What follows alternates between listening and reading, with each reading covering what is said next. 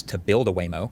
As far as I can tell, there's no official number that they're giving anyone, but clearly it's significantly more expensive than just your standard Jaguar I-Pace. And it also almost completely covers the sunroof. So you might not even know an I-Pace has a sunroof if you've been riding in Waymos this whole time because of all that hardware above you. Now, as a passenger, am I fine with a bunch of extra hardware and maybe more of an eyesore to potentially be more safe? Yeah, of course. But you'll see where I'm going with this when I talk about the Tesla Robotaxi in a bit. One thing that struck me though is it does feel as a customer like the Waymo actually is a bit further along in like the overall experience of a ride.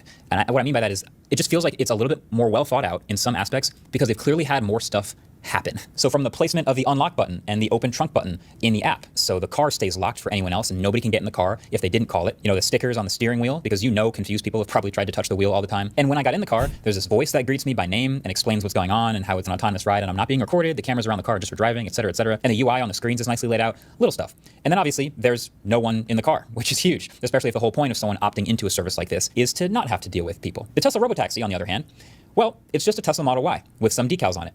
And this is really interesting. This is actually my first time riding in this new refreshed version of the Model Y. And yeah, they're great. It's pretty obvious why they've been one of the most popular vehicles on Earth. The suspension in this generation is better than last time. It's quiet inside. You can actually see out the sunroof. And they've got over 300 miles of range on a charge for pretty cheap, which to me feels just more modern and obviously less of an eyesore and clearly cheaper, which is potentially more scalable without all the extra sensors on it. And Tesla software in the car is really good too. I could go in and play YouTube or Spotify on that back screen, or any number of the other media services if I wanted to. But also, Tesla was way more reliant on this safety monitor employee sitting in the passenger seat. Like when I got in the car, it's not a voice from the computer. The person actually asks to see the app to verify that I was actually the one that called the car. And clearly that would be the person to tell me not to touch the steering wheel if I was to do anything stupid. But then, yeah, as a passenger, you're just kind of sharing a ride with another person, just choosing for the person to not be holding the steering wheel for the sake of helping them beta test this service, which feels a little more silly. Funny enough, Tesla, like the other day, as of when I'm recording this, started testing in like a new San Francisco geofence area, but they're not legally allowed to test without someone in the driver's seat. So they're just running Tesla Model Ys around with someone in the driver's seat ready to take over, but they'll enable FSD. I don't know why that's so funny to me. Either way, as a newly experienced rider in the driverless cabs of each of these services and generally an optimist about new technology, here's my take. So exciting new technologies always follow, I've talked about it before, this curve of like a really steep improvement at the beginning and then a tapering off when it's good enough for the masses and doesn't make massive leaps anymore. And these, Tesla and Waymo, are both really early at the beginning. Maybe Waymo's a little further ahead, but they're so early that they're in small geofence areas, in select cities, and not on highways, and some of them still have a person in the car. Both of them definitely have remote support options in case anything goes wrong. But the point is, they're both insanely early on this curve, which is exciting. What was the point of this video? I feel like it's just like a recap of what's going on with these vehicles. Or not to shut on this guy, but did he, is there anything? Okay, I don't care. I'm good. Damn. Okay. Okay, I don't know how much this applies to normal people. It can apply to normal people. It applies way more to online people, but it applies to normal people too, right? When you have fights with people or groups of friends or, groups of people that bully you or don't like you or whatever, remember that like the most important advice that you can have is advice that's coming from people that know you and that care about you, okay? Don't let people that hate you like advise you on how to live your life. They don't have your best interests at heart and they don't even know you that well. Damn, people are just linking shit from this subreddit. These guys hate this dude. Holy shit. Brad Destiny talk mega thread. Let's keep comments, clips, etc. about the actual talk between Destiny and Brad here rather than successive posts. Any other posts about this talk will be deleted. Some reminders. Brad's word should mean nothing to you at this point for a few reasons, including ...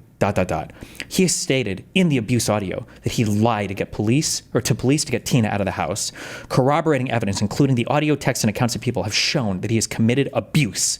He has not actually taken steps to atone for what he has done. If he was, he'd first and foremost stop talking about this publicly. This is a subreddit about Brad, not about Destiny. Keep any talk of Destiny specifically about his talk with Brad and Destiny's previous defense of Brad's abuse. If you wish to talk about Destiny in other respects, please use one of the existing posts up on this subreddit to comment about him. Remember, this is regarding abuse and to treat it with the gravitas it deserves. Despite Brad's illogical actions and own self-destruction, he is not a lol cow. He is an abuser. My God.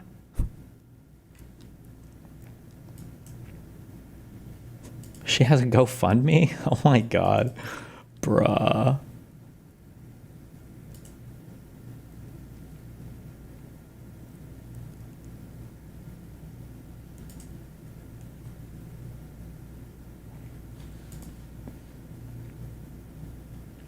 Destiny's doing nothing but enabling him right now. This is awful. What do you think enabling? I like how these people have no idea. These people are probably enablers, which is the funny thing.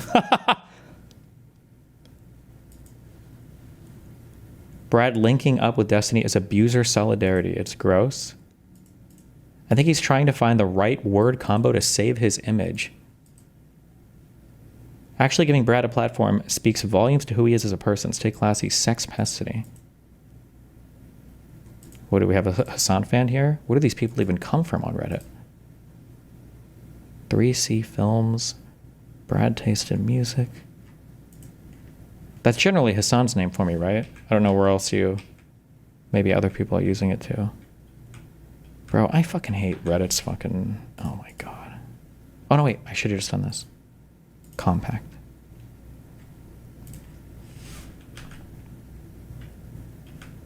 Just posting anime memes, bro. And Terminator. Huh.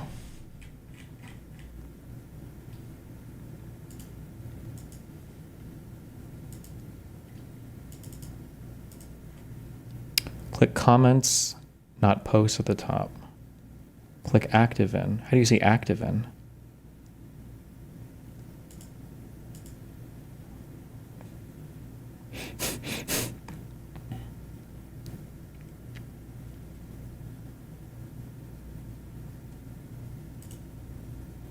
He's blind? I am blind.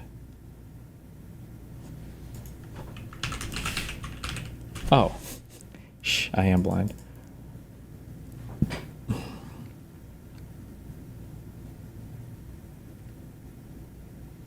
Oh, no. Oh, we've got the Fantano over here a little bit. YouTube drama. Oof. That's an oof one. Okay.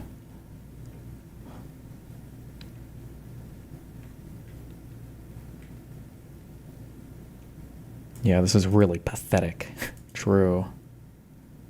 Basically, the stream is just him rambling like his deleted videos, and Destiny gave him a platform to continue to make a fool of himself. Anyways, please donate to Tina's GoFundMe. Oh my God. Crying. This is so useless.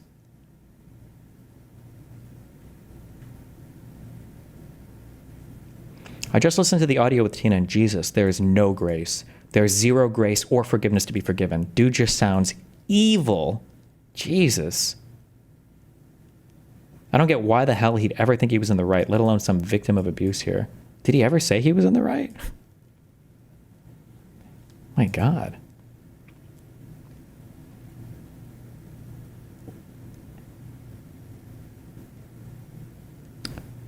He genuinely thinks he can still make a comeback someday. These people are so crazy evil, bro. They like get off on like destruction of like other people's lives. Holy shit.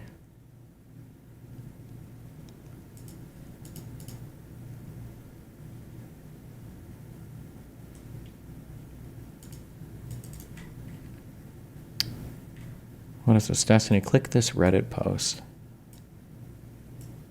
Holy shit. ARTV just published a Google Doc of demands that Brad gave Tina.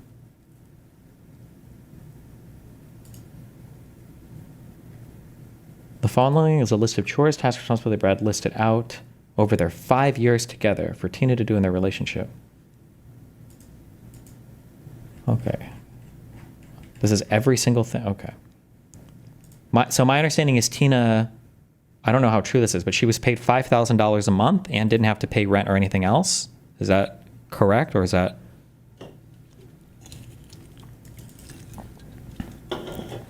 So she had household collecting / picking up garbage from around the house, includes cleaning old food out of fridge, and actually cleaning it out of fridge, taking garbage bag out of can. Okay, so changing the trash and picking up trash. Okay. Laundry. Collecting Brad's clothes next to the bed, collecting Brad's socks in office and next to couch, sorting all dirty laundry, washing all laundry, folding or putting away clean laundry. If the laundry is all in a big pile, he asks me to find him an outfit, maintaining / cleaning washer and dryer, washing all sheets, bedding. Okay, so laundry. This is just laundry. Okay. Dishes, loading dishwasher, filling rinse aid. Have never seen Brad do this. Don't think he knows what it is or how to check. Collecting cups on Brad's bedside table or desk in office because they usually say, okay, so dishes. Ordering any supplies needed. Personal care supplies, deodorant, shampoo, etc. Household supplies, garbage bags. Okay.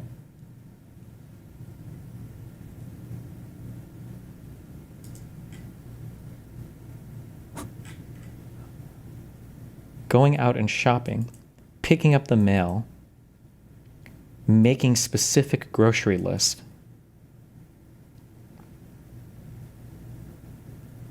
Contacting house cleaner to schedule cleanings. Damn, and they could have a cleaner as well. Vacuuming, maintaining vacuum, emptying vacuum, charging vacuum, actually vacuuming. What the fuck? What? Air purifiers, cleaning them periodically, changing odor filter every 3 months, changing HEPA filter every 6 months. This list seems like she was supposed to be his mom, basically. No, this is a list that she probably wrote. I'm sure she wrote this list 100%. But it sounds like she's just like a home taker, basically. Like one partner works and then one partner takes care of the house, right? That's what it seems like. Like this is all like ordinary, I think, homemaker stuff. No.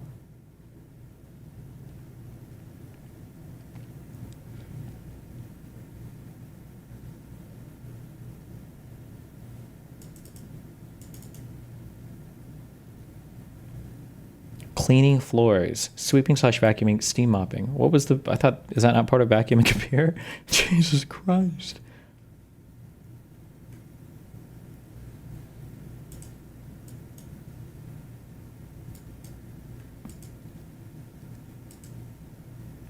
Taking apart couch every month or couple of months and cleaning underneath it.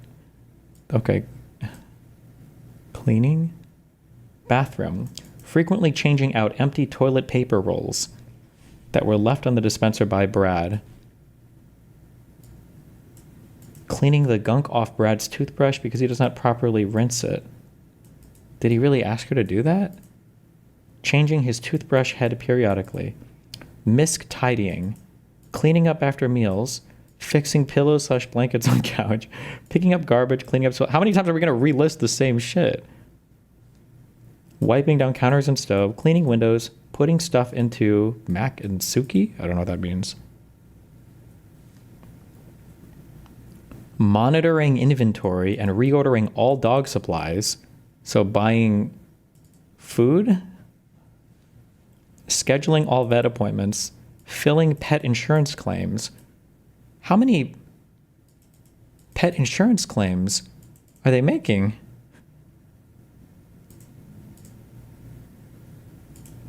Keeping track of pet records. I don't think Brad would know where to find Mac and Suki's records if he needed them in an emergency. Organizing, managing all dog grooming. Filing their nails, brushing them, brushing their teeth, cleaning their ears, baths. What?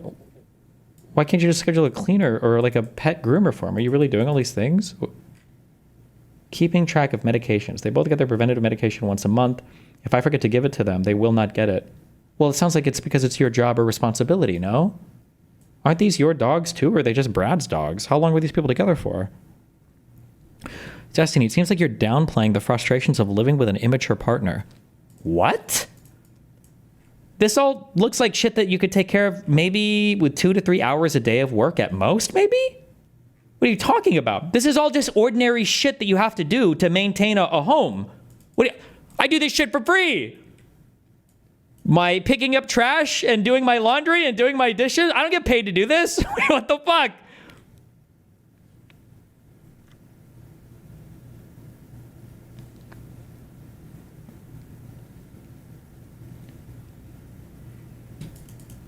Maybe I'm missing context.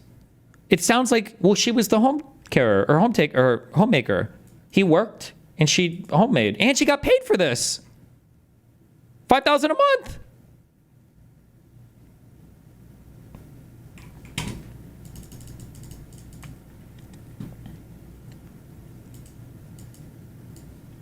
And she kept the dogs. They're her dogs.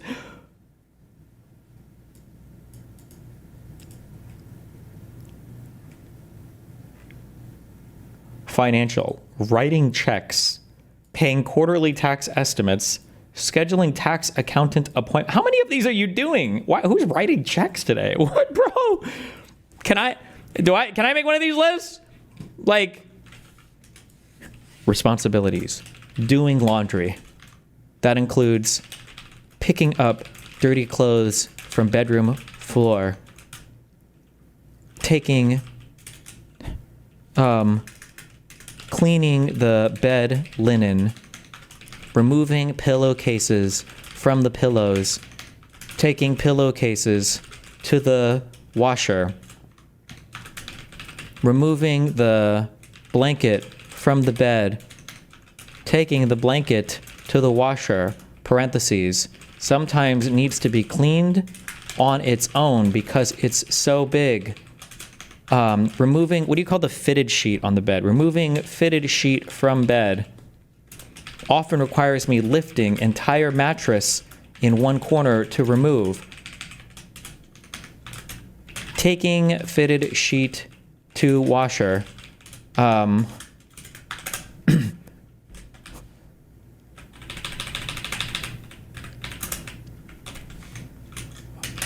Doing research on new bed sheets when wanting to buy more bed. What are we doing here?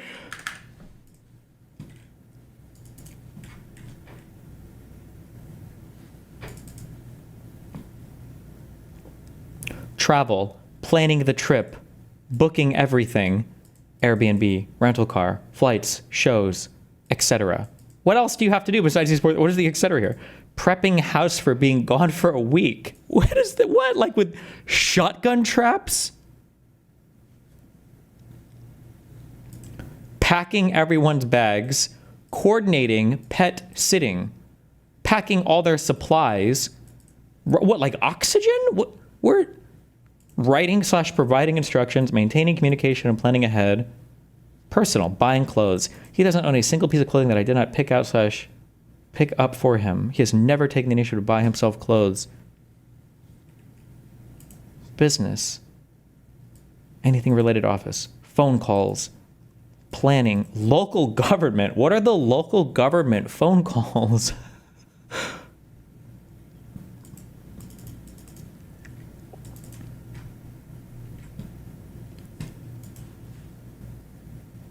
Managing equipment. Brad makes some spontaneous equipment purchases, but most things he has are because of me, including the computer my friend built for him, green screen I ordered, my dad hung for him, desk I built for him, cable management.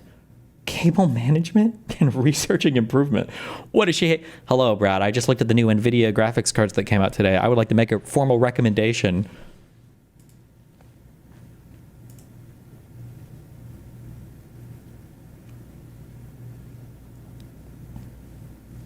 How Brad contributes to the household, excluding financially. Taking garbage and recycling out, only when I ask. Sometimes doesn't follow through for days after asking multiple times. When he finally does it, he does not do it completely. Emptying dishwasher, only when I ask. Grocery shopping occasionally, only when I ask. Well, these are her responsibilities.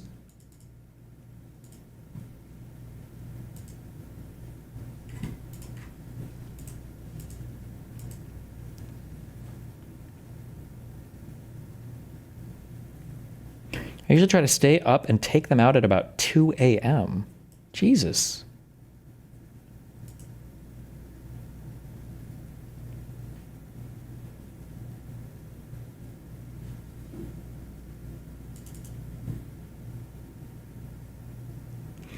If you start to look over the list, it does seem like everything is her responsibility. Maybe that's the point.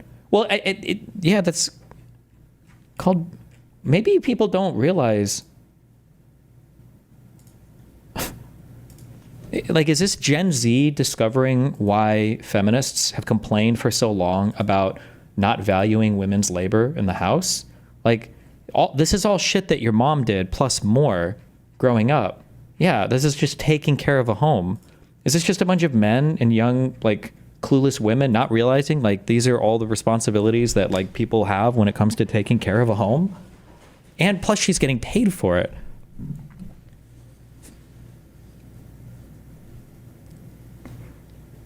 Maybe there's more context? Holy shit, he's a man-child. Bro is so fucking coddled. If he didn't have someone to take care of him, he'd be dead by now. Cleaning the guy. Let's go, y'all.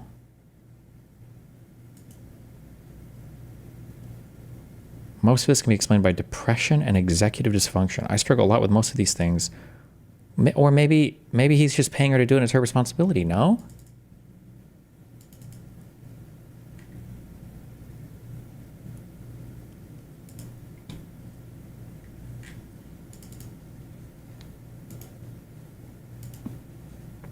So she was essentially his mother.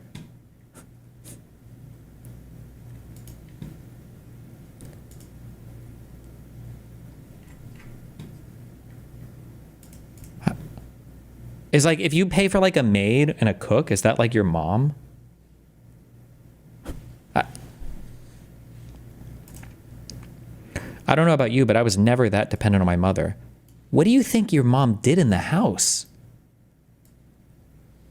They just don't know. They just have no concept, I think, of all the work. I'm going to be honest. There have been some things that have like fucking wokeified the fuck out of me when it comes to like, I think I said this on stream before, right? That like, I feel like some of the DEI and affirmative action shit is kind of cringe. But if there was like a country full of white people unironically saying Donald Trump is more qualified to be president than Kamala Harris, I would have a hard time trusting any white man to fairly evaluate a black person or woman who has a position where I'm like, hold the fuck on, bro. You've got some serious fucking brain aids if you're evaluating qualifications for a position that way. It's like not even fucking close. I don't know. This is wild to me. Maybe people just don't realize how much work like traditionally moms did in the household.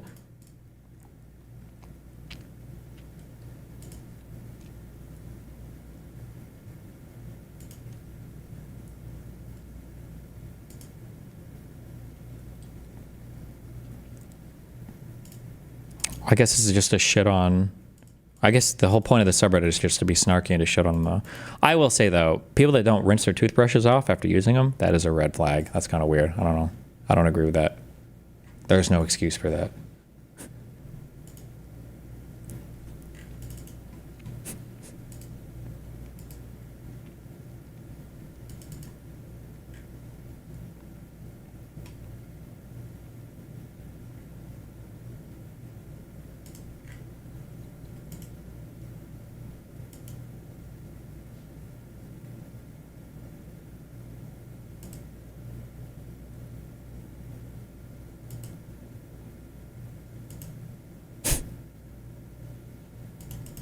Tina, I'm so happy you're away from this manlet.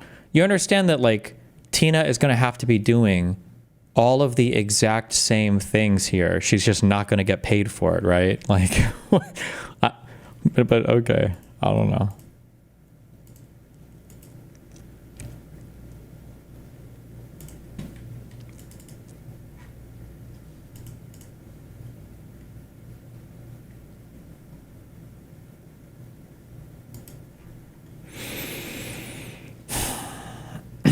Well,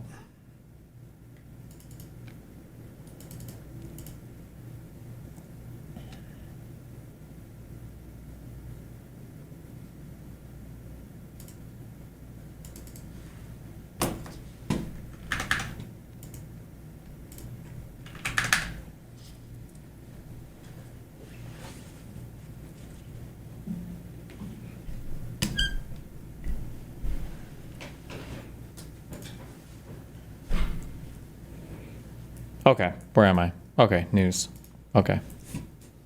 What a war. All right, we have no time to waste, so let me just set the stakes. This Friday, Donald Trump is meeting with Russian President Vladimir Putin in Alaska. He announced this randomly over Truth Social, and this caught the world by surprise because Trump and Putin intentionally locked out European leaders, especially Ukrainian leaders, and now it's just these two parties who really don't have any stake in the future of Ukraine, deciding what the future of Ukraine looks like. After this happened, world leaders, or leaders across Europe...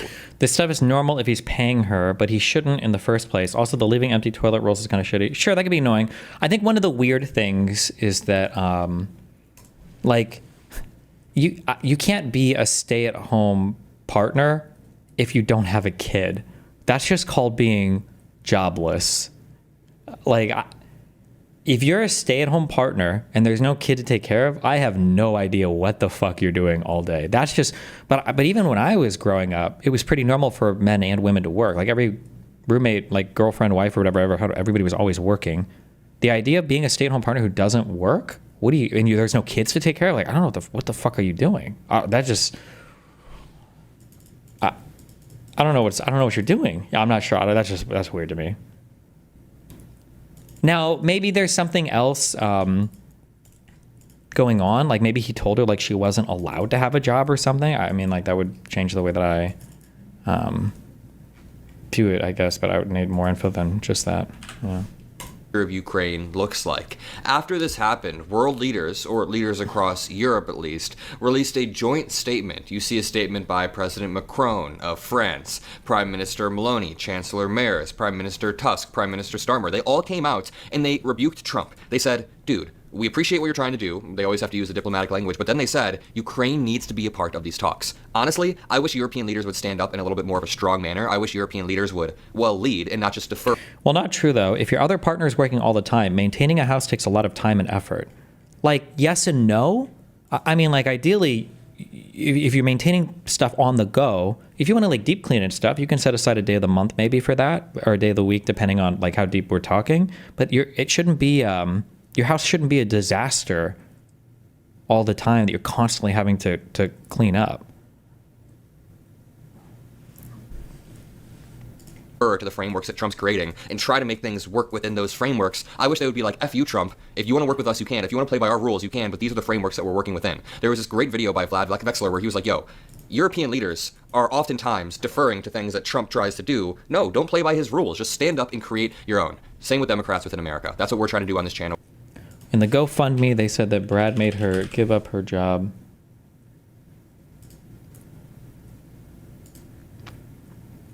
She spent the past year healing, caring for her 2 retired greyhounds. What is that?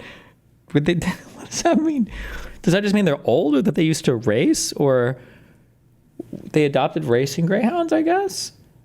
And preparing to return to work in healthcare while struggling to make ends meet.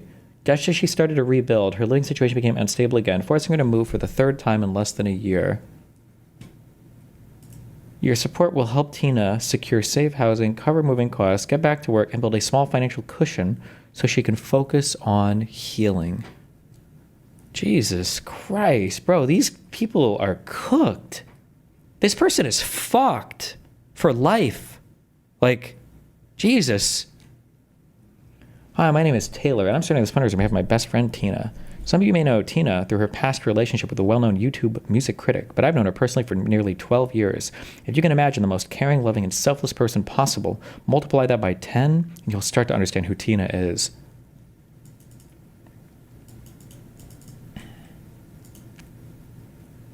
Tina's story. Back in August of 2019, Tina began a long-distance relationship with a rising content creator while working full-time as a medical assistant. A year later, at the start, what does that mean? So she doesn't even have a CNA then, right? Definitely not RN, not limited nurse practitioner, not a pharm tech, not pharmacist, nothing like that. She probably worked in an office. That's what this means. She did secretary work, receptionist or something. That's what this is. A year later, at the start of the pandemic, not that there's anything wrong with that, by the way. I don't think there's anything wrong with that. Like, all work is good work. But I mean, I feel like they're hyping it up a little bit when they're like, return to work in healthcare. I mean, okay.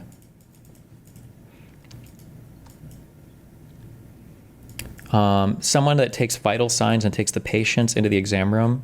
Will they let you do that if you're just like doing desk work, or do you have to have like at least like I don't know what you would get besides like a CNA or whatever to do like vitals? Medical assistants are sometimes CNAs. Yeah, but I feel like if she was a CNA, I feel like she'd say that. Just an inkling I have. A year later, at the start of the pandemic, he moved across the country to live with her. From that point on, he did move across to live with her. Okay. From that point on, Tina took on the overwhelming majority of responsibilities in their shared life, handling the housework, supporting him through personal challenges, and working tirelessly to nurture and grow his career, all while holding down her own full-time job. During this time, they got engaged and adopted 2 retired racing greyhounds, Mac and Suki. These dogs quickly became Tina's whole world. Retired greyhounds often come with serious medical and dietary needs, but Tina embraced every challenge and gave them a level of care I've truly never seen before. stepping away from her career. In late 2022, her fiance asked Tina to quit her job to work full-time on his channel. By then, his business was earning hundreds of thousands more per year than the job she made. That makes sense. Her chronic illness was worsening, making it even more difficult to work her job, and he insisted that leaving to work with him would be the best decision for both of them. I like how she's a retarded child and has no agency. He insisted, he forced her, he made her, like she's literally just a retarded child being guided through life. But okay. After months of consideration, and despite the risks of losing her independence and career, she agreed.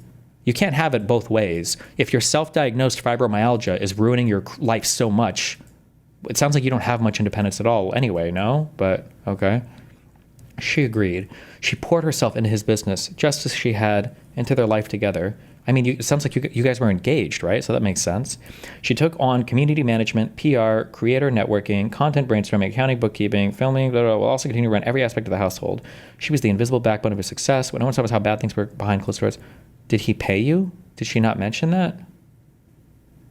Does she ever mention that? Work with him. Does she ever bring that up, or? The truth behind the relationship. Tina worked endlessly to protect her partner's image. She believed in him, believed things would get better, and never wanted anyone to see what she was enduring. But privately, she was, this is called being a good partner. I don't know why you would, I don't know why you would put that there. She worked tirelessly not to shit on her fucking partner. Yes, welcome to being an ordinary, this is just being an ordinary good partner.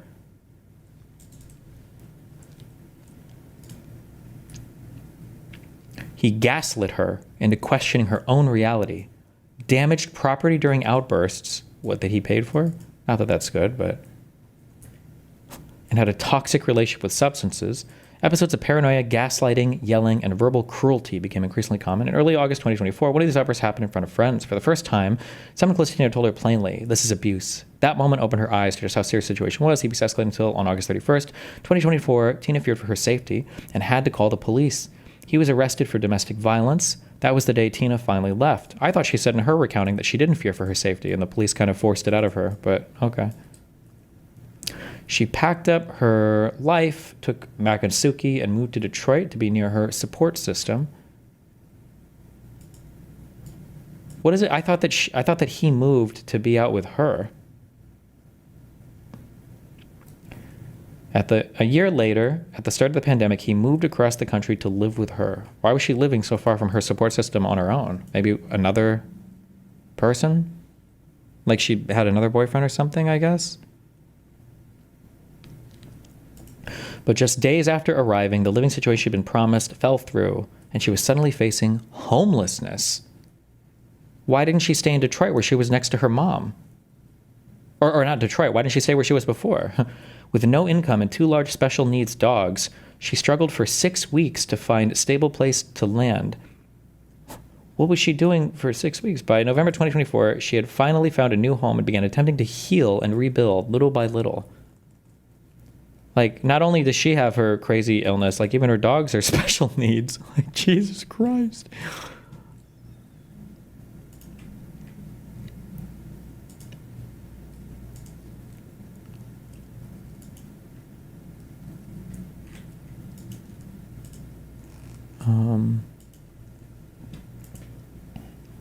The aftermath. In the wake of leaving, Tina's life was turned completely upside down. She lost her home, her job, her health insurance, her financial stability, and the person she thought was her future. She became a shell of who she once was, withdrawn, severely depressed, and barely able to leave bed most days. This spring, she began using local free resources to get therapy and medical care and started preparing to return to a career in healthcare. In therapy, Tina has been unpacking the patterns of narcissistic abuse she endured, understanding how those dynamics shaped her choices and sense of self. She also received a diagnosis of adjustment disorder with mixed anxiety and depressed mood, directly linked to the rapid and overwhelming life changes she's endured.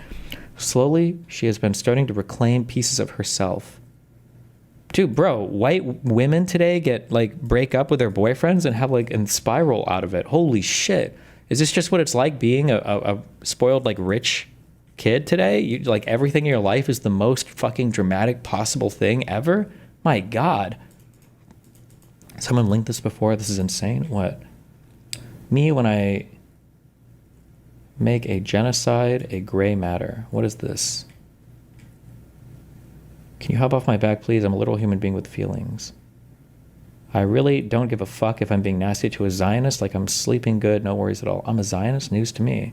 When you associate with Zionists, yes, it's actually really simple, but if you want to play dumb about it or lie to yourself, you do that. Wish you the best of luck with your extremely black and white worldview. Me, when I make genocide a gray matter. You don't fucking know me. You don't know my beliefs. You don't know how many fucking tears I've cried over this genocide. Isn't a gray matter, but calling someone a Zionist who is not a Zionist is also not productive at all. What the fuck? Are you okay? But just as she's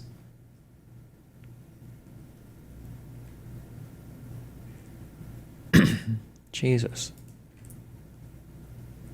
Just as she's begun to make progress, her current living situation has unexpectedly become unstable. Wow, how unexpected. She now faces the need to move again within the next couple of months. This will be her third home in less than a year, and each relocation disrupts her progress, drains her finances, and delays her healing. As she put it to me, I'm richer than ever in love and friendships, but at my lowest point ever financially. To make matters worse, nearly a year after escaping, her ex is resurfacing to spread lies and manipulate the public narrative. Bro, if you're so fucked in your real life, maybe focus on that more than like fucking YouTube videos that are being posted. Hello? Why are you obsessively going over fucking YouTube videos? He's attempting to rewrite history, which has triggered renewed harassment and dredged up the trauma Tina has been working so hard to move past. Despite everything, Tina is determined to move forward. One of her biggest goals is to return to school next year to begin her journey towards becoming a therapist, something she's wanted since she was a child. This experience has only deepened her passion for helping others, particularly in young women, identify the red flags of narcissistic abuse and find the strength to leave harmful situations. Holy shit. Why? I'm asking for help. Tina deserves peace. She deserves to heal. She deserves a real chance to rebuild her life. With this fundraiser, I'm hoping to help her cover a deposit and moving costs for a more stable, safe living environment, recertify, and return to work as a medical assistant. Oh, maybe she was a CNA. Cover legal consultation or representation if needed. For what? Afford prescription food and care for Magatsuki? Bro, you cannot take care of these dogs. Jesus. Build a financial cushion so she can Dude, if there was somebody fundraising to live and survive and they're like, I need special prescription food for my 2 special needs dogs. Holy shit. Build a financial cushion so she can focus on healing and preparing for school instead of just surviving. Oh my God. Tina spent years giving everything to someone who took her for granted. Giving? It sounds like she was paid for it, wasn't she?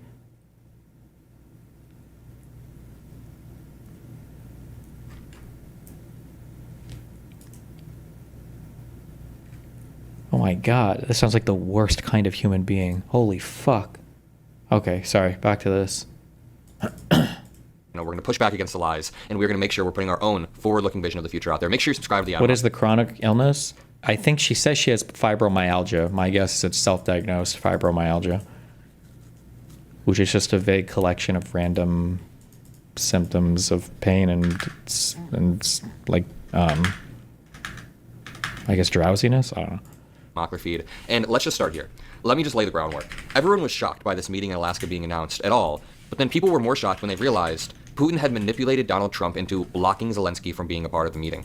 This is sickening. It's like making a decision about what type of reparations Black Americans get, but then you find out that Black Americans aren't even a part of the conversation. Why would you not include Zelensky or any Ukrainian officials? And then Pekka points out, if Zelensky is invited to Alaska, Putin will not participate. That is the condition that Putin set. He said, I will not participate in any peace deals or any negotiations if Zelensky's there. The Kremlin's main narrative is that Ukraine's government is illegitimate, and meeting with Zelensky would undermine that narrative. What Trump is doing in this meeting, and this is what they point out in this joint statement, what Trump is doing is making a triple concession.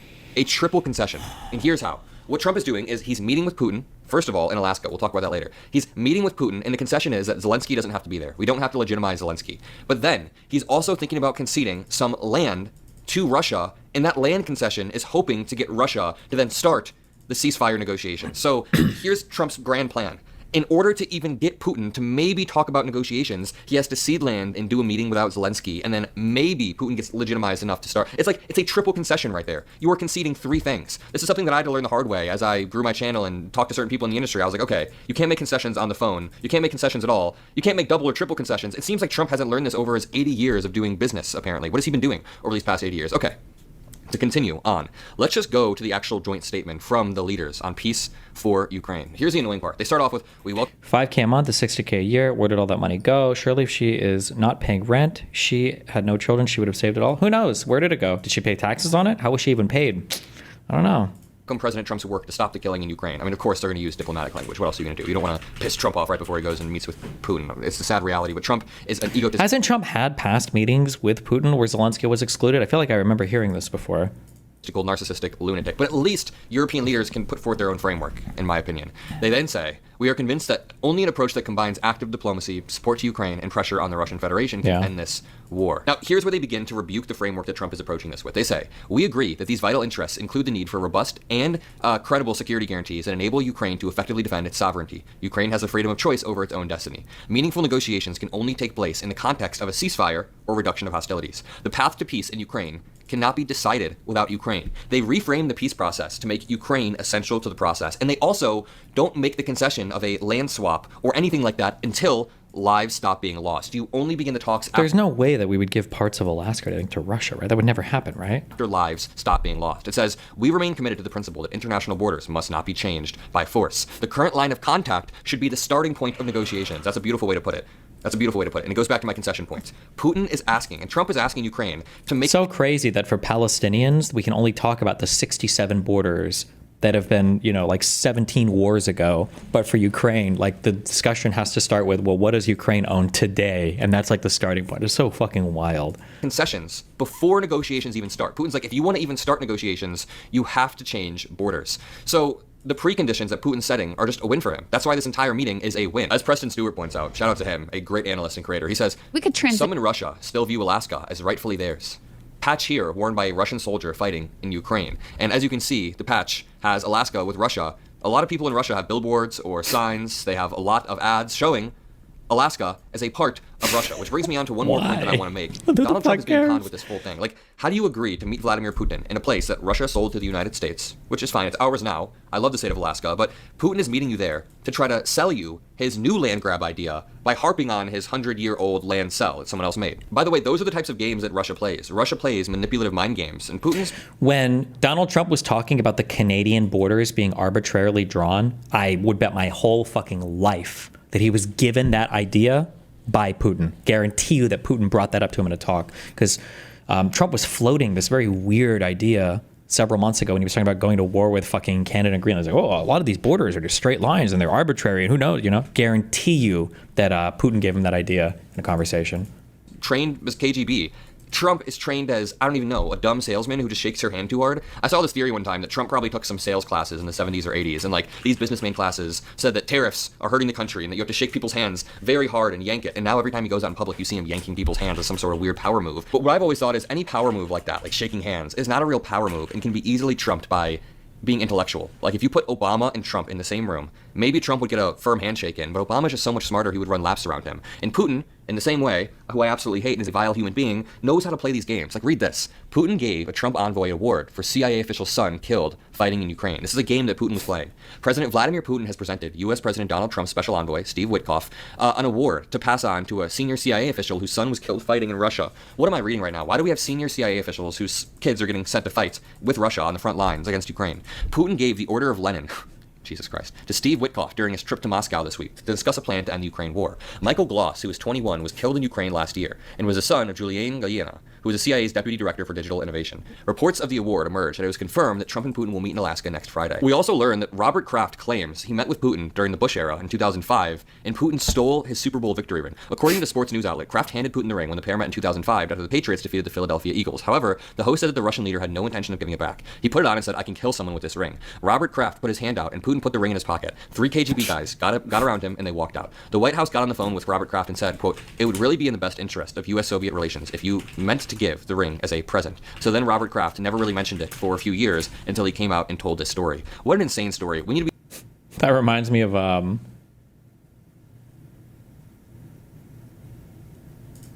Today they always see the narrow view. It's nice. What? Oh, you like that? I had it for a long time now. It got some sentimental values. Just the thing. What's the real value? Huh? Real value. I ain't much for sentiment. Oh, you know. It's been a while since I checked. I mean, the fluctuation in the global economy and all. I'll find out for you. You don't have to. I'll find out for you. Fingers swelled over the years. Need some help? Yeah, man. You need help? Nah, I got it. Maybe use some spit. I don't want the man spit. Nah, I got it now.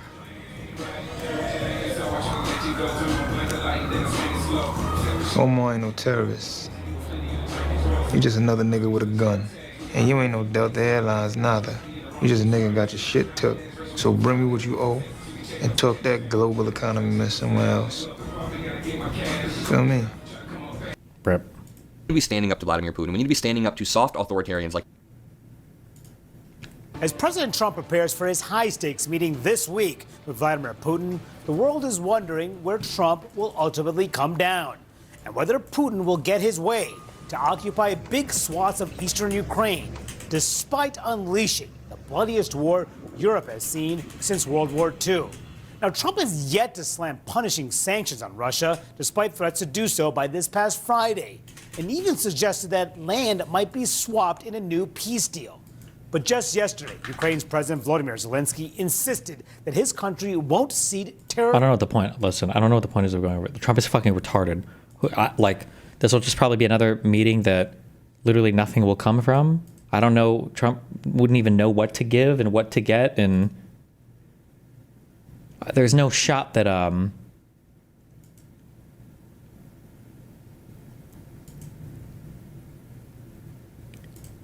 Trump is just fucking retarded. I don't even know what to say. He's so fucking stupid. Like the envoy Witkoff doesn't even know like the parts of Ukraine that are even fucking contested. I don't even know what the point of this. All so stupid.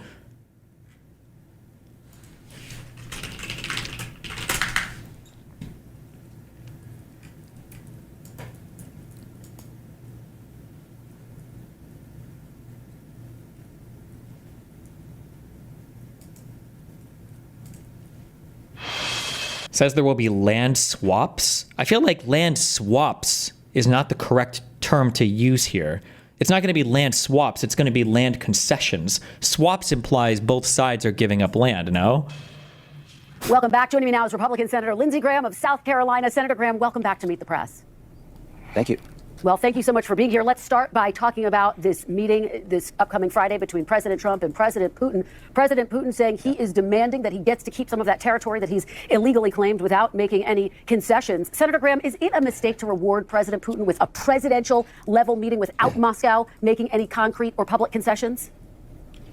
No, I'm very okay with President Trump meeting with President Putin in Alaska. So I was on the phone this morning. That wasn't the question. It's without concession. Like, people get mad because they say that like the debate I do with conservatives are retarded sometimes, but it's the same thing in the mainstream media too. Like they don't answer questions, they always pivot, they always obfuscate, they always are retarded, they don't know anything. Like it's the same shit. It's always the same shit. It's just so stupid. Christian, with our European allies, with the Ukrainians. I talked. What did he just? So I was on the phone this morning, Christian, with our European allies, with the Ukrainians. I talked to Yermak this morning. The vice president was on the ground in Europe yesterday, listening to Ukraine and our European allies about what a good deal would look like. And the reviews about J.D. Vance are very, very positive all across the board. Everybody said that J.D. listened well, he understood sort of the red lines, and I think everybody knows that how this war ends. That's the standard now for our world leaders. He listened well.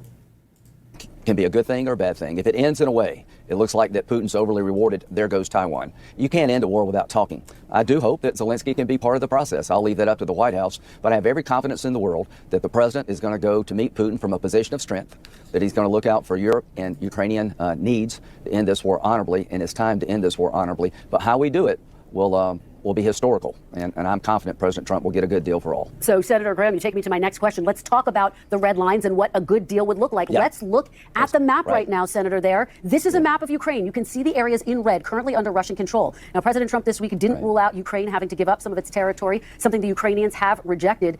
Do you believe that Ukraine should sign a deal that includes giving up any part of their territory, Senator?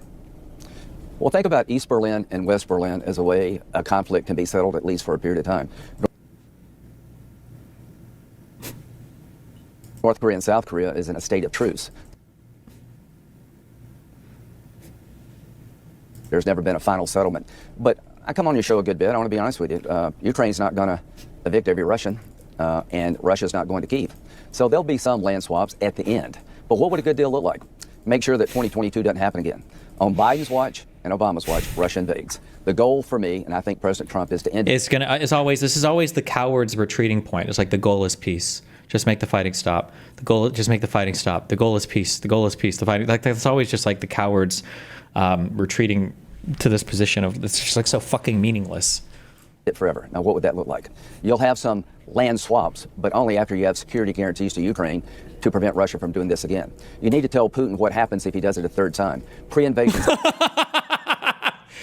You better not do this again. Sanctions that would crush his economy if he ever did this again. In 2022, we didn't help Ukraine at all. Biden didn't. Militarily, we need to keep Ukraine strong. Keep flowing them strong and modern weapons and security guarantees with European forces on the ground as tripwires to prevent a third invasion. We want to end this. Why? Like, what is he saying? European force? What, are you going to put a UN NATO protection force in Ukraine? What are you talking about? Get the fuck out of here. Militarily, we need to keep Ukraine strong, keep flowing them strong and modern weapons and security guarantees with European forces on the ground as tripwires to prevent a third invasion. We want to end this with a sovereign, independent, self-governing Ukraine and a situation where Putin cannot do this the third time without being crushed. This is really a dress rehearsal for Taiwan. And as to China, we had a good talk. I played golf with the president yesterday. France has literally floated that idea. That's fine if France floats the idea, if France means it. The United States would never commit to anything like this. We're the biggest fucking pussies in the world when it comes to having anything to do with fucking Russia. We would never agree to an idea with that. Europe? Probably. I would believe that. Not the fucking United States. We're actual fucking pussies when it comes to any type of international conflict right now. The only thing that we'll do is bully the fuck. We're like the Israel to Palestine, right? We'll sit here and jerk ourselves off over bombing missions to Iran, which was cool. But like that said, Trump won't get involved in any conflict that he isn't already like overly determined. Saturday was the 10-day deadline. China is very much on his mind. He can tell you the top 5 oil purchasers of Ukrainian oil. He knows who they are. And if this doesn't end well with Putin, everybody buying Russian oil and keeping his war machine going in Russia, you're going to pay a heavy price like India. All right. Well, and I hear you saying what's happened under Biden's watch, but the attacks have only ramped up by Russia against Ukraine in recent weeks on President Trump's watch. But Senator, let me just read you something that you said back in 2023 as we talk about these potential land swaps that you're discussing. This was during your visit to Ukraine. You said, quote, "You don't end wars by giving territory to the aggressor. If Putin is not stopped here, he will keep going. And that increases the chances that there will be a war between Russia and NATO." Senator, if Russia is allowed to annex... It's hard because so many of these Republicans are neocons at heart, and these guys grew up fucking hating Russia. These guys grew up with the Cold War period. These guys grew up watching, the fall of the Berlin Wall. Like, these guys grew up like, this is like, these guys are hawks. And now under Trump, they have to take the most cucked possible position. It's so cringe. Some of those regions, won't that effectively be a green light for Russia to go into and invade other countries? What will stop a third war is to do things differently than we did in 2022, is to keep arming Ukraine so that Russia will be deterred by the most lethal army on the continent of Europe right now, which is Ukraine. Security guarantees that if you come into Ukraine again, you'll be fighting more than just Ukraine. Having some European forces on the ground as tripwires, building up economic integration. The one thing that changed everything, in my view, is the minerals deal between us and Ukraine changed the relationship between... Yeah? Did that change everything? Really? In the United States and Ukraine, and President Trump will defend those interests. East Berlin and West Berlin existed divided for a very long time. It wound up not being the case. So there's de facto recognition and de jure recognition.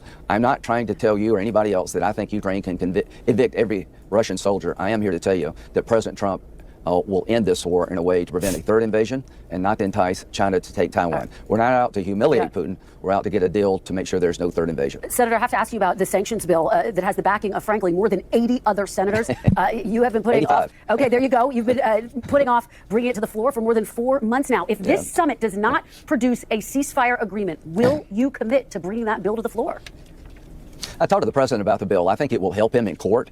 His tariff policy is being challenged in court. If Congress creates a tariff regime, giving the president authority to set tariffs to go after people buy Putin's oil, I think he's got a stronger hand legally. But he's doing everything the bill does. He put a 50% tariff on India for their buying Russian oil. He talked to me a lot about China. He talked to me about 2 other countries that buy Russian oil. So he's doing it through executive action, and I'm okay with that. But I stand ready to help the president. And when we get back in September, let's have this conversation. Senator, I need to get to Gaza, but why punish India more than Russia? Is there a Brutus? This is Lindsey Graham in 2022. Is there a Brutus in Russia? Is there a more successful Colonel Stauffenberg in the Russian military? The only way this ends is for somebody in Russia to take this guy out. You would be doing your country and the world a great service. The only people who can fix this are the Russian people. Easy to say, hard to do. Unless you want to live in darkness for the rest of your life, be isolated from the rest of the world in abject poverty, and live in darkness, you need to step up to the plate. More than Russia? Shouldn't he be sanctioning Russia? Well, the one thing I can tell you, Putin could give a damn about sanctions. He evades them. He could give a damn about how many Russians die. The one thing that he can't tolerate and live with if we go after his customers. Yeah. The whole goal is to crush his customers. Look at the first reply. Resign now. Oh, Jack Posobiec. India and China and Brazil, that if you keep buying Putin's oil and prop up his war machine, you will be denied access to our economy. This is a new strategy. Trump is all in terms of going after Putin's customers if we can't end this will. Without oil and gas revenue, Russia collapses. Senator, I have to ask you about another issue that you are very focused on, the war in Gaza. We have 1 minute left. Israel announcing its plan this week to take over Gaza City. Yeah. World leaders have called the move a dangerous escalation, Senator. How long do you see Gaza being occupied, and quite frankly, who should control it after? This is Israel's World War II. I can't believe we're having a discussion about how to fight a war against people who want to destroy you as a people, the Israeli people. So they will take Gaza militarily unless the hostages are released. Eventually, the Arabs will take over.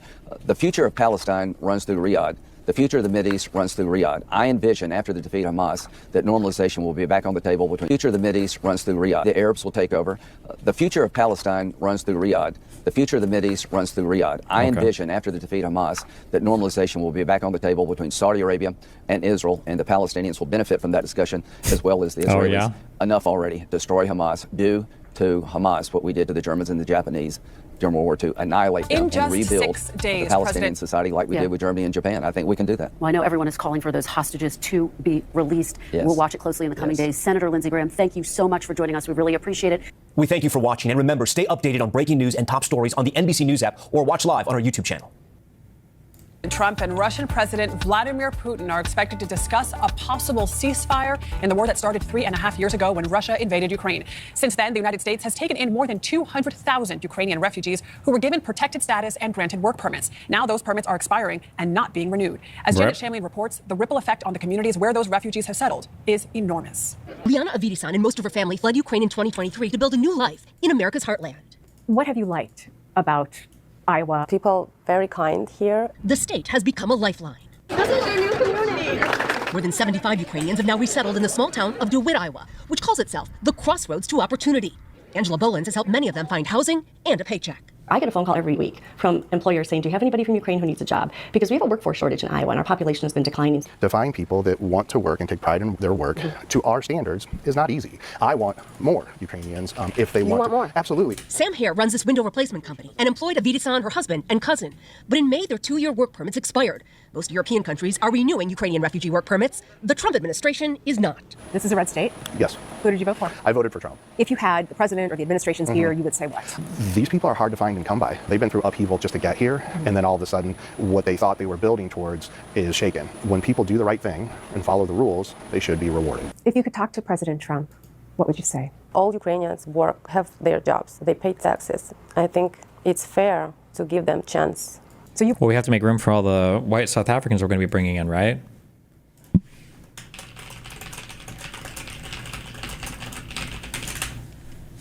Bought this house? Yeah, we bought this house. That's a pretty big deal. Yeah. If you had to sell the house to leave here, how would that be for you? It will break my heart, really. Are they still coming? I have no idea what the status is on that. I feel like ever since Elon got booted, I think I said that Trump would never talk about the South African shit again for the rest of his presidency. We'll see, I guess, if he does. Some might say they were never promised that they could stay here permanently. So why shouldn't they have to move on? They were promised to stay until it's safe to return. It's not safe to return. It's not even close. And when we make a promise to people, I feel we keep it. Bolin says many more work permits are about to expire, leaving Ukrainian refugees in limbo.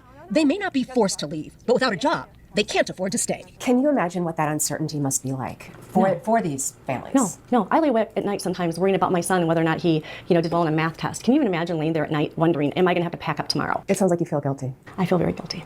Yeah. We've been the big brother to Ukraine for many, many decades. These families know America and our kindness and our generosity better than we do. And I'm the one that brought them here. Yeah. And now. Yeah. What is this? Oh no. 2,000 comments and this post got removed. Clickbait / inaccurate or opinionated. Titles that contain harmful misinformation, misleading titles. Hassan argues that Russia's goal in invading Ukraine is fighting back against Western imperialism, gets called out.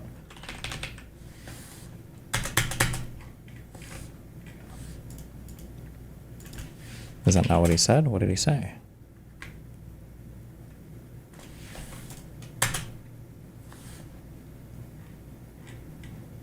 Wait, is this Russia old Reddit? Oh, hi. Waging this war. Russia is waging this war in their minds, in their estimation, in the estimation of the third world, at the behest of everyone that has been fucked over by American imperialism. While Russia is engaging in irredentist acts. What? Estimation of the third world at the Russia is waging this war in their minds, in their estimation, in the estimation of the third world, at the behest of everyone that has been fucked over by American imperialism. Well, also, it's kind of funny to use third world here. Like, we should be saying second world technically, right? If we're going to be in Cold War terminology here, but while Russia is engaging in irredentist acts that are unconscionable and unjust and violent and totally immoral, that is the analysis that the rest of the countries around the globe are looking at. That is what they're looking at. They're looking at Ukraine as an extension of the West. Who?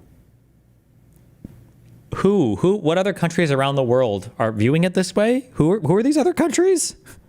And they're looking at, you sound like Israel asking Hamas why they won't just agree to a ceasefire. What do you mean? Hamas has put forward a fucking million ceasefire proposals. Israel's the one who fucked them. No, your analysis is fucking busted. Did we just call it an analysis? Do we get to say whatever we want about it? Okay. Destiny. Third world is hostile to the West and second world is not aligned like Yugoslavia. Is that true? I thought it was the other way around. I thought the first world was like the West and the democracies and the capitalist countries, and the second world was the Soviet Union, Warsaw Pact, and then all of the communist-aligned countries, and then the third world was the non-aligned countries. You are right. Okay, good. Yeah, tell me that. Oh, I like it when you say you are right. I think 2 + 2 is 4. Does anybody else agree? 4 + 4 is 8. Tell me I'm right. Yes. Thank you. I'm so smart. Thank you. True. Then here you see President Trump walking up to the podium. Let's listen. I've been up here a lot. I've never seen a crowd like this. I think we need a ball. Are you okay, Cash? Room, and that's happening. God, I just hate that these are like all the worst people.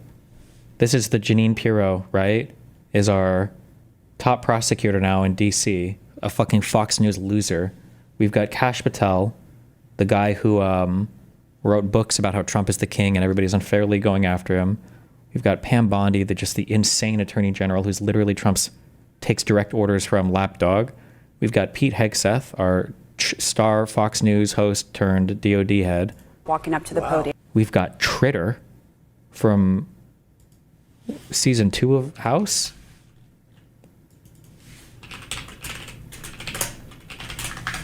Was that his name?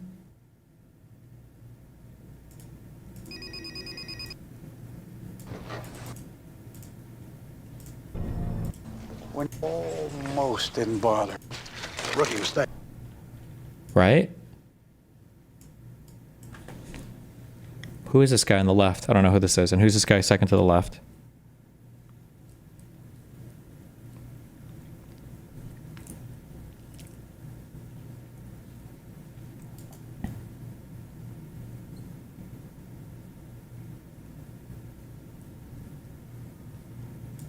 Let's listen. I've been up here a lot. I've never seen a crowd like this. I think we need a ballroom, and that's happening. Hot take, Tritter was right. He kind of was right, actually. And I feel like he got bailed out, House got bailed out in a really stupid way. And then Tritter just like was super chill and dropped everything.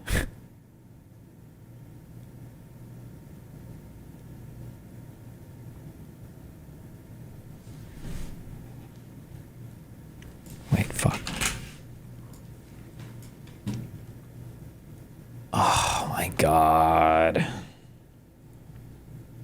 Hold on.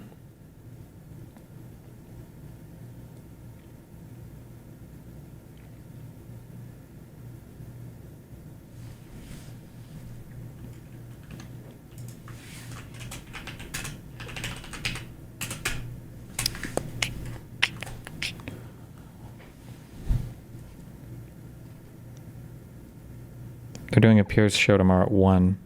But apparently Kimmel said he was going to leave the USA, but my tech tone chat is scheduled for tomorrow at 1.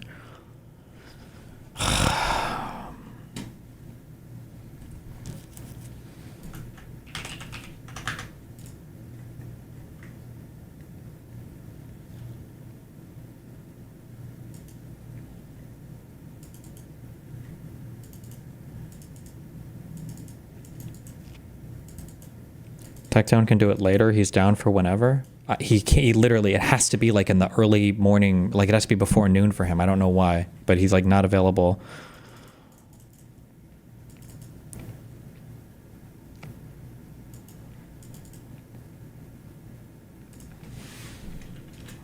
I'll ask, but I feel like he's gonna, like, if this gets postponed or delayed, I think he's just never gonna. Hold on.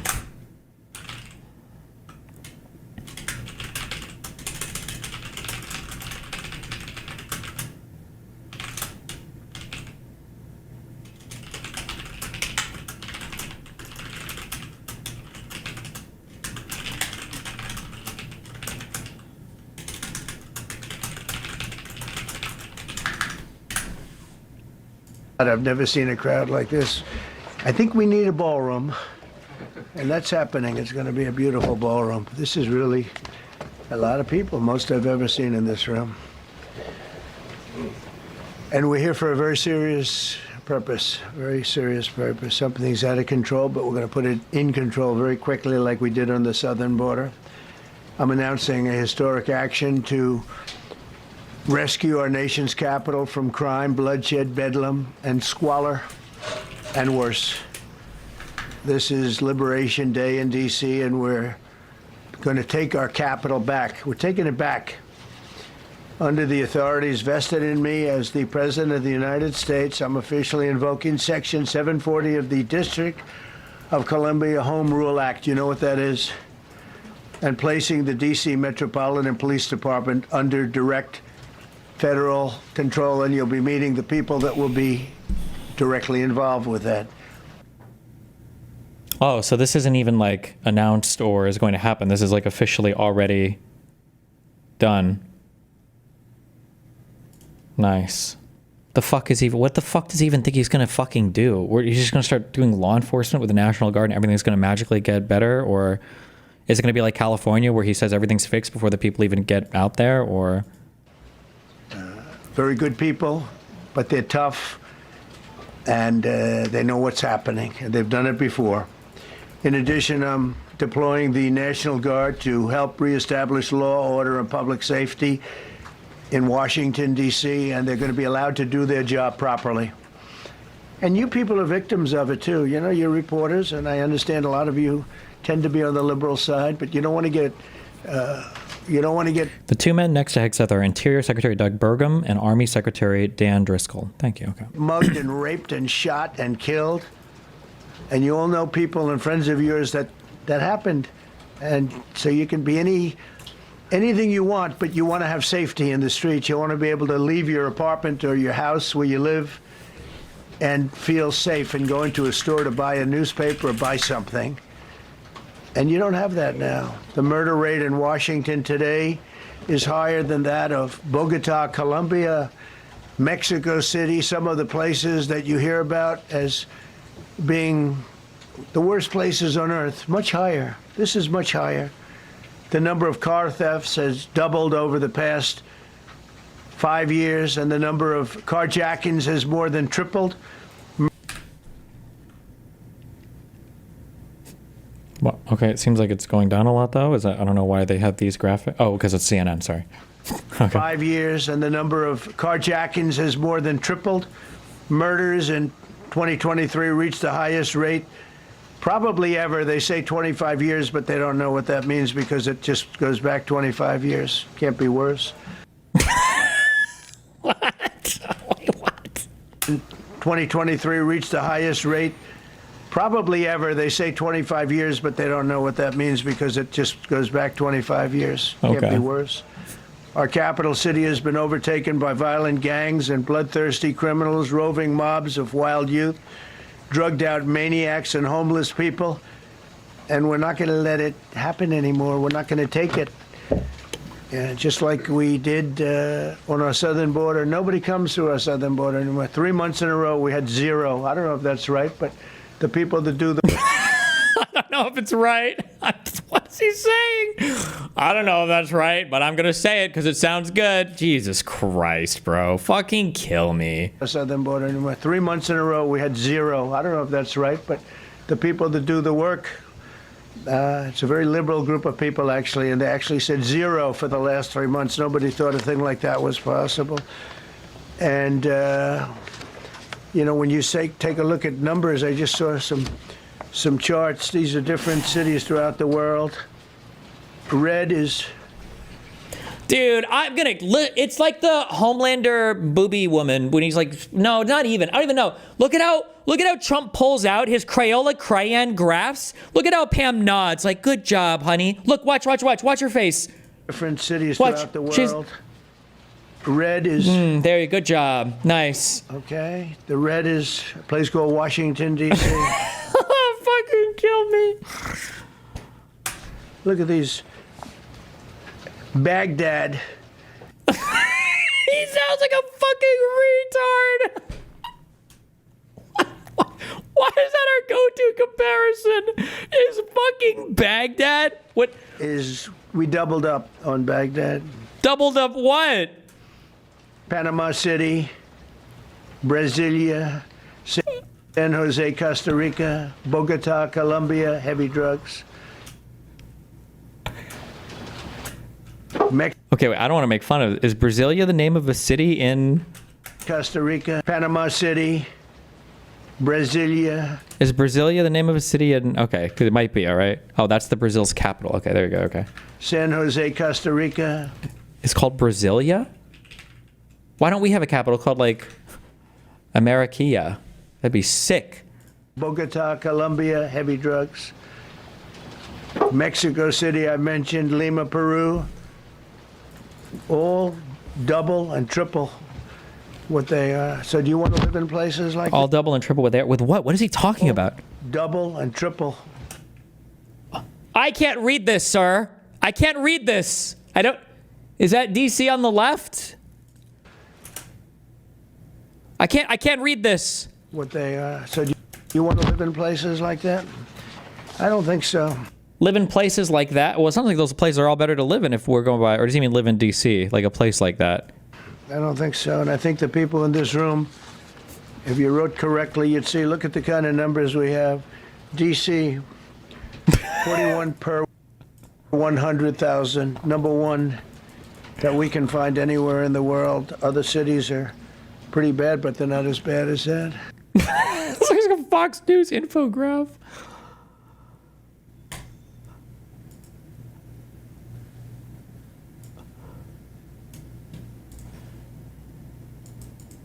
The White House passing out these information packets ahead of President Trump's press conference We're expecting to announce more federal law enforcement officers at our nation's capital. Is that Sam Hyde? I'm just kidding. Arrested on a warrant out of Georgia at 16th Street and Marion Barry Avenue Southeast for cruelty to the elderly. Thank you. Oh. Okay.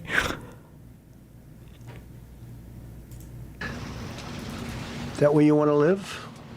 The reporters of the world?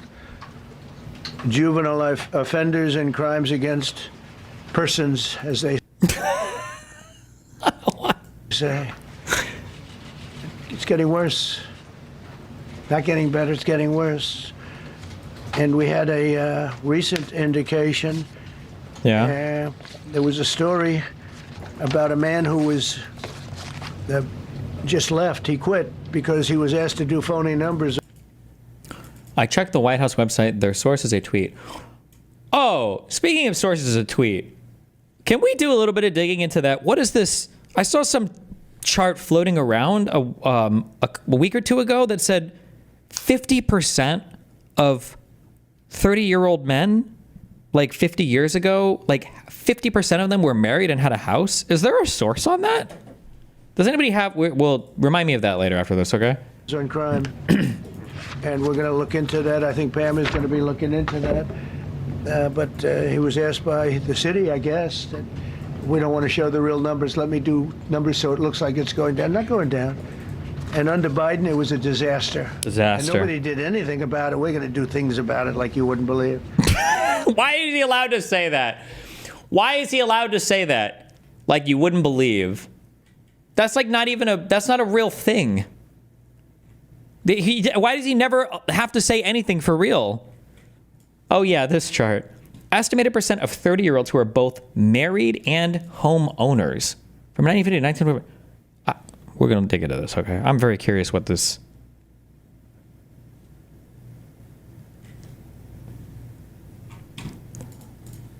We'll go after this. And nobody did anything about it. We're going to do things about it like you wouldn't believe. It's time for dramatic action. We're going to do the same thing over here. It's going to be a very safe city very soon. We're not looking to just take years, because a lot of people die in years. And we've got incredible people in this country, except we have to allow them to do their job. And that we will deliver like nobody's ever delivered before. I actually think it's easy.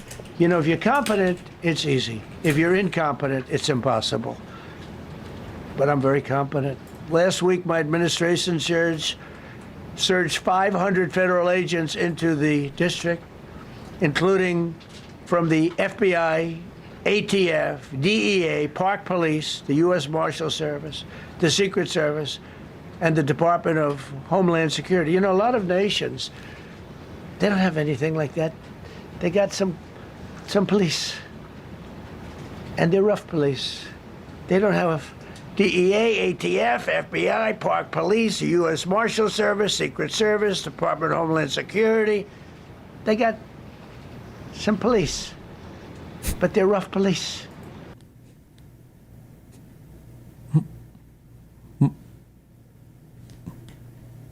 And they do their job. They don't have crime.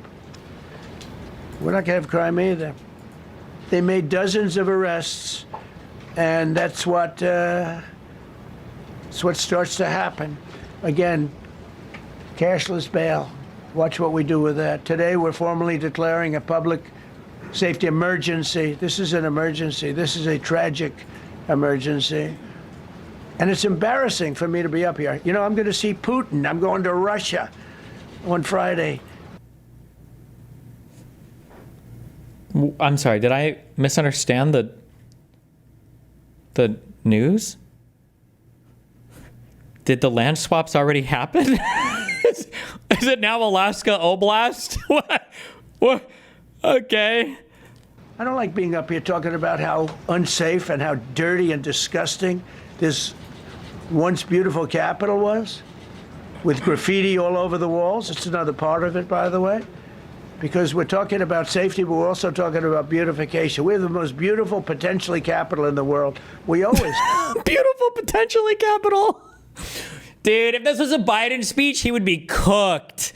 He would be cooked. Sad. But people come from... Since this is a Trump speech, there will be basically no mentions past like maybe 12 hours of him constantly fucking up. From Iowa, they come from Indiana, they come and then they get mugged. Not going to happen. Keep coming, because by the time you get your trip set, it's going to be safe again, and it's going to be clean very quickly. We're going to replace the medians that are falling down all over the roads. We're going to replace the potholes. We're going to put a nice new coat of asphalt over the top. No, we don't have to rip the road out and spend 7 years building a new road because they cut everything. Because some designers said, well, we need a 1/4 inch more turn for safety reasons. No, we're going to do it right. We're going to get it done quickly. So today we're declaring public safety emergency in the District of Columbia. And Attorney General Pam Bondi, who's fantastic, is taking command of the Metropolitan Police Department as of this moment. And I'll be making the appropriate notifications to Congress and to the mayor, our new DEA administrator, who's one of the top in the country. He better be Terry. If you're not, I'm going to get rid of you so fast. Terry Cole. Terry, thanks. Very good. We just got him. Most highly recommended person. And you'll be designated as the interim federal commissioner of the Metropolitan Police Department. Okay? And you run them tough. They're good. You have a lot of good people. You have people that shouldn't be there. You also have people that shouldn't be there. They got in there because of woke. But you have a lot of great police. And those people are the ones that want to help you. Pamela, it was more than an hour he started this news conference, and it's been going on and on, answering a bunch of questions. Yeah, and this is significant because what he announced today is a federal takeover of D.C. police and deploying the National Guard. I mean, this is, as far as I know, unprecedented to hear it. National Guard and potentially other U.S. military troops down the road. Exactly, and he made it clear that this could just be the beginning, that it might not just be D.C., and I think that that is significant as well. And of course, this is an extraordinary move by the president. I want to bring in our Brian Todd here. Brian, we're already getting reaction from D.C. council members. We are, Pamela and Wolf. This coming into CNN from Council Member Charles Allen of the 6th Ward in D.C. His post is, quote, the president taking over local control of MPD and putting the U.S. military onto the streets of D.C. under the guise of public safety is wrong. It's an extreme, outrageous, and dangerous move for our city and the safety of all of our residents. He's the first city council member to react to this whole thing. None of them had reacted really last week to this in any real measure. This is the first time a city council member has reacted and come out strongly on this. We're also reaching out to Mayor Muriel Bowser's office and the office of the Metropolitan Washington Police Department for their response. We started to reach out to them while this news conference was going on. No word back from them yet. The mayor has been fairly muted in her comments on this. She did speak out yesterday in an interview, but did not openly criticize the president for this. It's an extraordinary move. We have to point out, never before in American history has the U.S. president taken over control of the Metropolitan Washington, D.C. Police Department. How is this going to work on the streets? How is it going to work from a command and control standpoint? That is a huge, huge question. And of course, his threat to do this in other cities, we'll see how that plays out. I think you got to see how it really plays out here first. Right, and we should also note that he talked about moving the homeless population in D.C., right. Thousands of people far away without offering those specifics. You didn't say where they were going. I want to bring in our senior White House reporter, Kevin Liptak. Kevin, you've been monitoring this very, very closely. What jumps out at you? Yeah, and I think the president's steps here to federalize the D.C. police force certainly very significant. What we didn't hear from the president was how long that would last. You know, the statute that he's using, the D.C. Home Rule Act, allows for initial federalization for 48 hours before notifying Congress. He said that he Just a couple weeks, I'm sure, 2 weeks, to see how things shape up. Was doing that. So beyond that, we don't know exactly how long it would last. The other thing that stuck out was the president raising open the possibility that he would use active duty troops as part of this effort, saying that they would be ready as needed to join the federal or National Guard to help support law enforcement in the city. And you really did hear the president paint quite a dystopian. It's also like, it feels like, it's important. I was saying this during the California protests. It's important that we have different police officers and different roles for the police in mind, we shouldn't be grouping all of them together. Like, there was a difference between the federal police, like ICE, that are deployed to California versus like your local police. Like, you ideally should have a better relationship with your local police or trust them a bit more maybe than federal police, unless the local police are fucking up real hard. And then like there's another level removed, which is like the military. Like, the military should never really be doing policing in the United States. This should only be done for exceptional circumstances, under exceptional circumstances. I don't know how much of the National Guard here is going to be doing the policing versus just the just Trump, I guess, like controlling the Capitol Police, but it's just not a good. It's not a good look. Like, just the military doing policing is just not something in the United States you ever typically want to see. It's just not a good thing. European picture of Washington, D.C., saying that it was overtaken by violent gangs, by bloodthirsty criminals, using this imagery that doesn't necessarily comport with a lot of people's experience in this city, but also with what the actual numbers show. You know, statistics do show that violent crime in Washington. Do you have a big relationship with the local police? I feel like people see federal and local as the same generally. Yeah, I know, but they shouldn't. They're not the same, right? It's falling since reaching a peak in 2023. The president's aides dispute some of those figures. You heard the president come out saying that some of those statistics might have been cooked, but really when you look at the numbers, what the president is painting They're cooked, all right. is an image that doesn't necessarily match up with. Does Washington genuinely have a problem, or is this normal Trump bullshit? I mean, like, D.C. has some rough areas. I don't know if they're even in the top 10 for violent crime rate cities, though. And I mean, it's been coming down, but all the violent crime in the U.S. I think has been coming down since the 90s or whatever. What the figures show, but also like this year to year. I don't ever like year to year stuff. You should be looking over like a 10 or 20 year time horizon, but with what a lot of people's experience in the city is. And so a significant step by the president certainly today.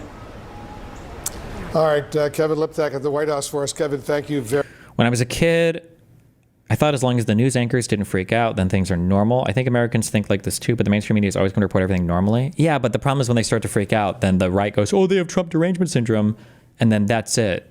Like then the liberal media gets like so scared and like, oh, we don't have Trump derangement syndrome. Look at us, we're being fair. Trump is taking over Washington, D.C., and he's planning on also taking over other major cities. Thank God. I can't. I'm sorry, I can't.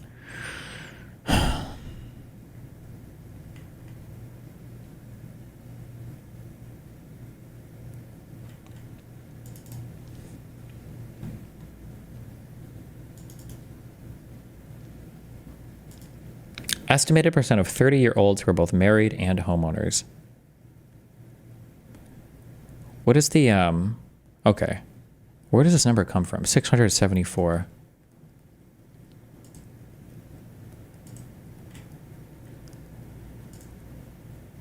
Is there not?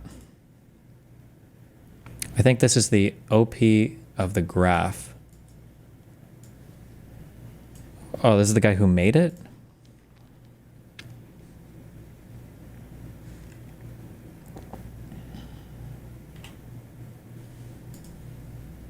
What does he say how he made it? Source on this.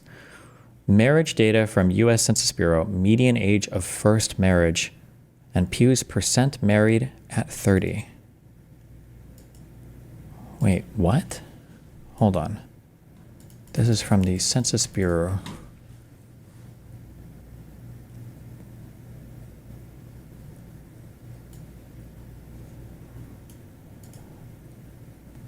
Median age of first marriage.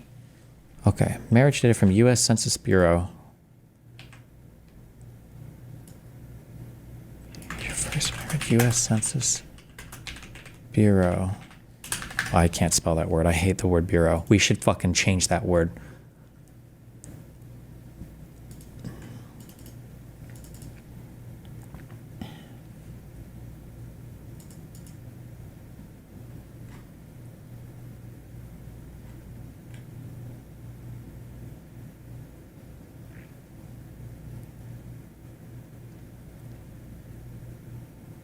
Okay, so we get married a bit later. Okay.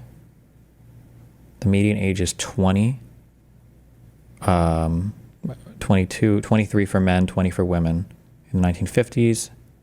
Now it's 32 for men, 30 for women. That's a huge increase in Median marriage age.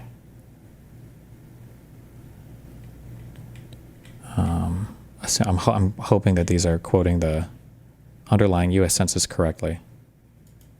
Hopefully.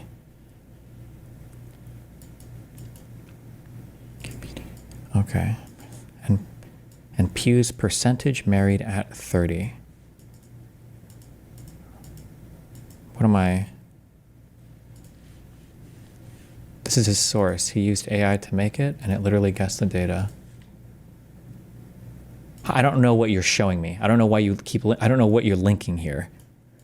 You're showing one thing. I don't know whose this is. I don't know where this comes from. I don't know if this was your question. I don't know why you're, I don't know what I'm supposed to do with this one picture, but thank you.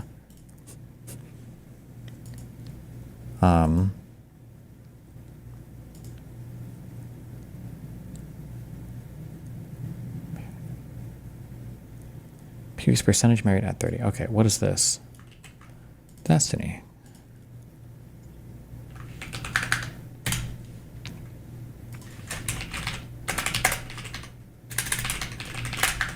Okay.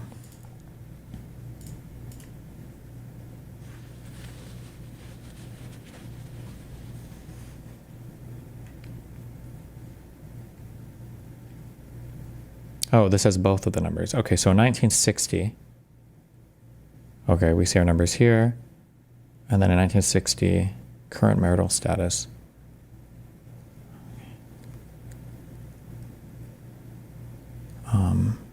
Never married, widowed, divorced. Okay, so 72% of people were married in 1960 at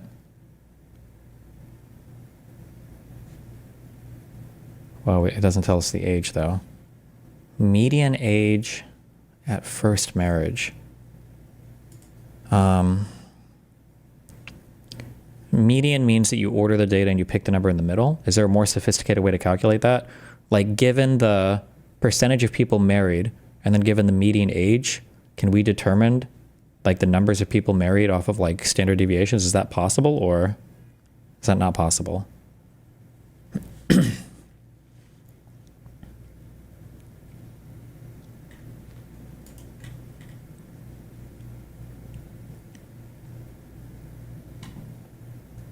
It's not possible.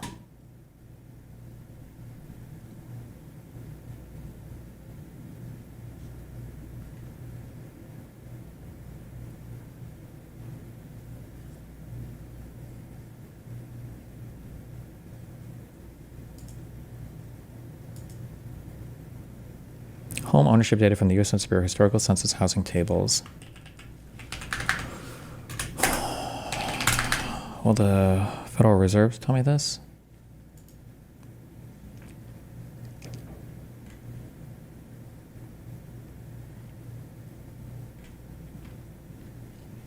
They measure home ownership rate as the percentage of people living in owned homes, right? Is how this works.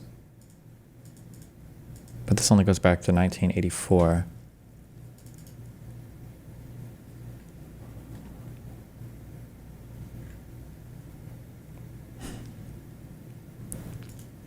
A bit more data. Oh, okay. Okay, so it showed the homeownership rate in 1960 was 62%. In 1950, it was 53%. This page contains data from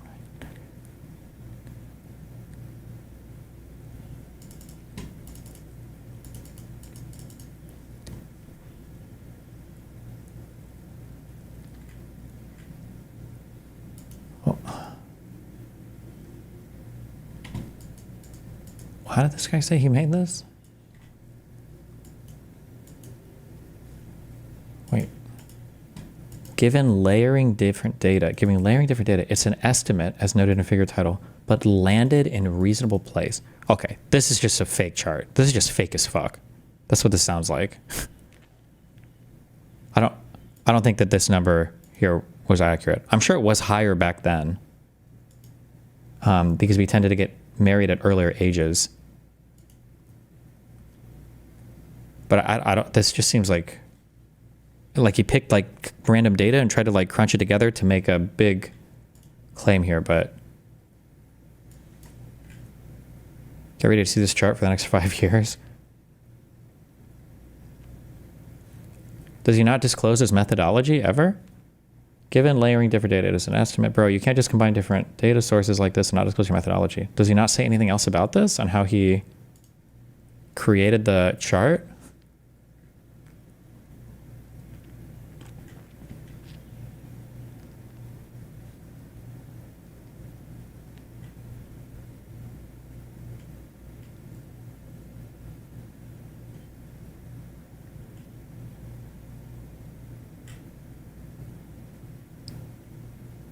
Here is the actual data. Age equals 30, ownership equals 1. Yes and no. Married homeowner by census year. If you are 30, oh, if this is pulled from the census data, this looks a bit more accurate. Assuming both of these are found in the census data. But why would this guy go through all the weird work of doing this shit and not?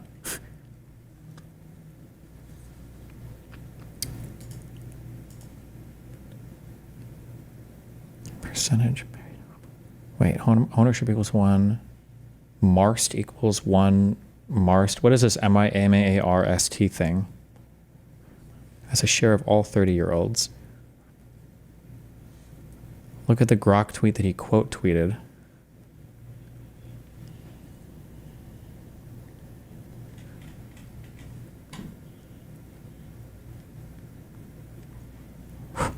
Where? Oh, this.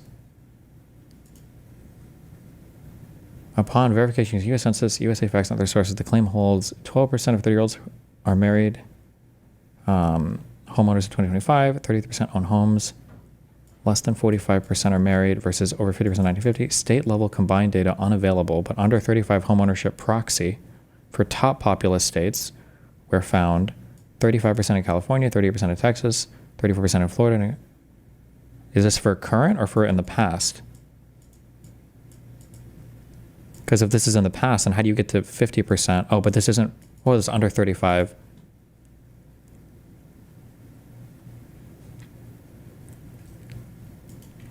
Okay, this chart is fucking AIDS. Okay, never mind. All right, that's all I wanted to know. I saw this chart going around a ton. It just seems fucking... ST Fish said he did an analysis 4 days ago. Wait, where?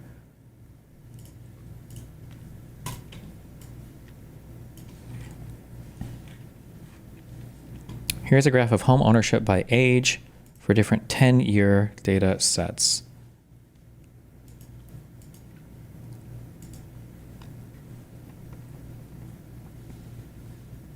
Am I human?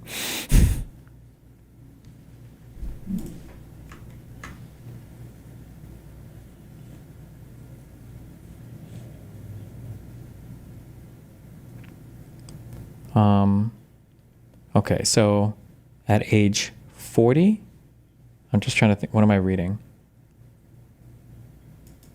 Wait, what am I looking at? Hold on.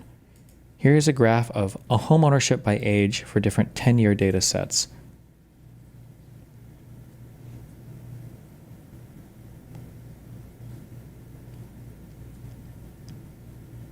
I'm retarded. I don't understand it. I don't know what I'm looking at.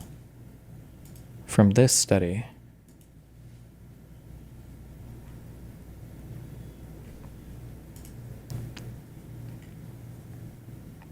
okay, home ownership by age, 1900 through 1980. Oh, so this is 1920, 1940, 1960, 1980? Oh, no, wait, that's what the lines are here. Okay. So in the year 1900,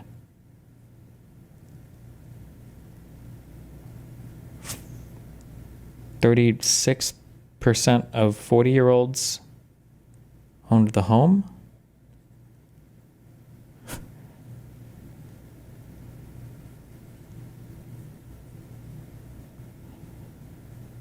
Okay, so in 1980,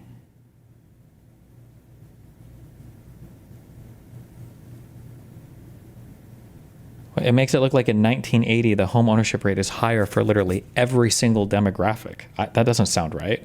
My guess would be that younger people own less homes today because college and everything is putting that off more, no? Or am I not understanding this? That seems counterintuitive to me.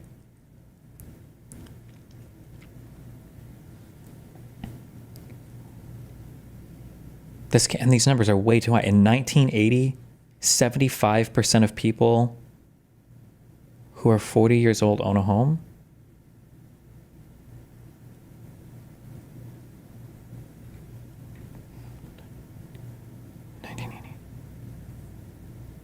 Oh, maybe it was different. Maybe because in the 2000s and 2010s. Oh, I'm sorry. Maybe college wasn't as big yet because we're not as modern, I guess.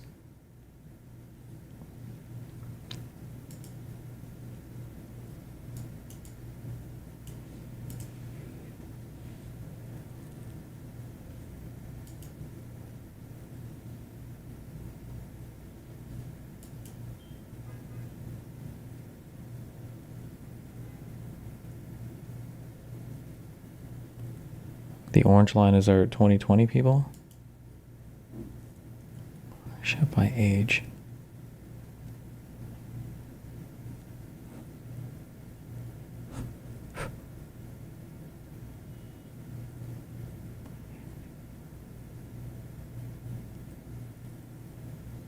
Oh, but we're starting at 1950. Okay. Look at these motherfuckers buying up all the goddamn homes. 65 to 74. Jesus Christ. Okay.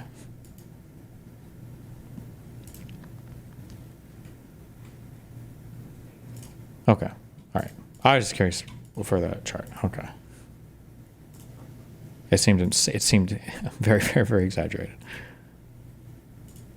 Okay. What do we have? Kennedy quotes. Don't care. Oof. Do we want to tease people?